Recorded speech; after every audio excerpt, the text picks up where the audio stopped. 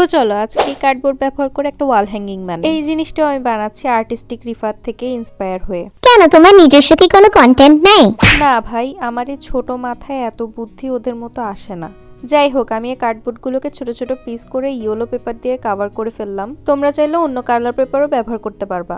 এখন আমি এটার মাঝখানে দেওয়ার জন্য একটা ছোট ডিব্বা খুঁজে পাইছি, যেটা আমার সিরামের ডিব্বা ছিল। তো যাই হোক, এর মাঝখানে দেওয়ার জন্য একটা ফুল লাগবে, তার জন্য আমি এখানে একটা ডেইজি ফুল বানাচ্ছি। প্রথমে কলির জন্য একটা চিকন পেপারকে কেচি দিয়ে কেটে রোল করলেই হয়ে যাবে। কলি বানানোর পর ফুলের পাপড়িগুলো বানিয়ে নেব। তার জন্য সাদা পেপারকে এভাবে ভাঁজ করে নিতে হবে। আশা করি তোমরা সবাই ফুল বানানোর প্রসেসটা জানো, তাই ওই প্রসেসে আমি ফুলের পাপড়িগুলো আগে কেটে নিব।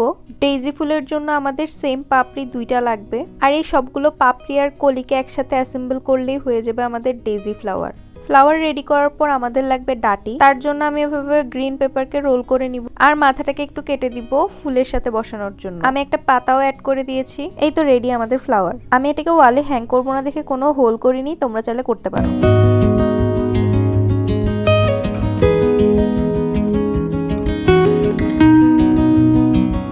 তো আজকে আমি বানাবো একটা ভাইরাল ক্যালেন্ডার, যেটা এখন পর্যন্ত অনেকেই বানাই ফেলছে। আমি কোনটার কথা বলতেছি সেটা তোমরা আমার ভিডিও দেখলেই বুঝতে পারবা। আমি ইন্সপায়ার হইছি আর্টিস্টিক রিফাতের ভিডিও দেখে। তো আমি প্রথমে একটা কাগজকে 4 ভাগে ভাগ করে এরপর মাঝখান দিয়ে কেটে নিব।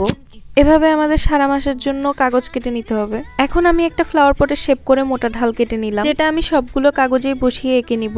এখন আমি এই ফ্লাওয়ার পটগুলোর মধ্যে অনেকগুলো ফ্লাওয়ার এঁকে নিব। আমি আমার কাছে যে কালারের পেন আর রং পেন্সিল ছিল সব টোকাই নিয়ে আসছি। এখন এগুলো দিয়ে আমার সব ফ্লাওয়ারের কাজ শেষ করতে হবে। তোমরা তোমাদের পছন্দ মতো আরো কালার ব্যবহার করে অনেক সুন্দর সুন্দর ফুল আঁকতে পারবা। এভাবে আলাদা আলাদা করে প্রত্যেকটা পটেই ফুল আঁকতে হবে। তোমরা আবার একটার মধ্যেই সবগুলো এঁকে দিও না। এখন আমি প্রত্যেকটাতে মাস, তারিখ, বার সবকিছু ঠিকঠাক ভাবে দিয়ে নিব।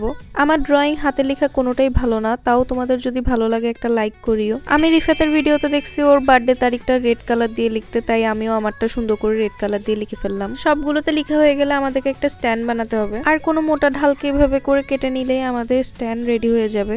আমি আমার টোফেল বইয়ের ঢাল ছিঁড়ে নিয়ে আসছি। কাগজগুলো অ্যাসেম্বল করে ঢালের উপর রাখলেই হয়ে যাবে আমাদের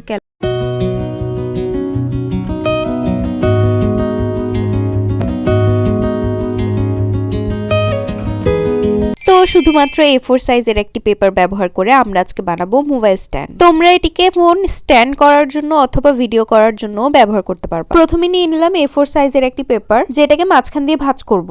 মাঝখানে ভাঁজ করার পর এটাকে ডাবল ভাঁজ দিতে হবে। পেপারটা খুললে আমরা 4টা ভাগ পাবো, যেখানে আবার 2 সাইডকে মাঝ বরাবর নিয়ে আসতে হবে। দেন ওই 2 সাইডকে আবার হাফ হাফ করে ভাগ করে নিলাম। প্রসেসটা তোমরা মনোযোগ সহকারে দেখলেই বুঝতে পারবা। তো এখন লম্বা কাগজটাকে মাঝ বরাবর সমান ভাগে ভাগ করে নিতে হবে। সমান ভাগ হয়ে গেলে নিচে আমাদেরকে ডাবল ভাঁজ দিতে হবে। কি রে ভাই, এখানে তো ভাঁজ কেন? আরে তোমরা কেয়ারফুলি দেখলে জিনিসটা বুঝতে পারবা, কোনো ব্যাপার না। পুরোটাকে খুলে আবার নিচ থেকে অর্ধেক ভাগ করে নিলাম। উল্টো পাশেও সেম প্রসেস। ভাগ করা অংশগুলোকে এভাবে টেনে একটা আরেকটার মাঝখানে ঢুকিয়ে দিলেই হবে আমাদের মোবাইল স্ট্যান্ড। এখন আমি এখানে ডিজাইন করব। আমি এখানে ডিজাইন করার জন্য ইউনিকর্ন বেছে নিয়েছি। তোমরা যে কোনো ডিজাইন করতে পারবা। এটা বানানো খুবই সহজ, ছোট থেকে বড় সবাই চাইলে এটা বানাতে পারবা। আমি ইউনিকর্নের কালারের কাজগুলো শেষ করে নিচ্ছি, সাথে দিয়ে দিলাম ব্লাশ। নিচের অংশে আমি গ্লু দিয়ে স্টিক করে ফেলছি, যাতে স্ট্যান্ডটা সেফ থাকে। আমি আরো একটা বানিয়ে ফেললাম, তোমাদের ভালো লাগলে একটা লাইক করে দিও।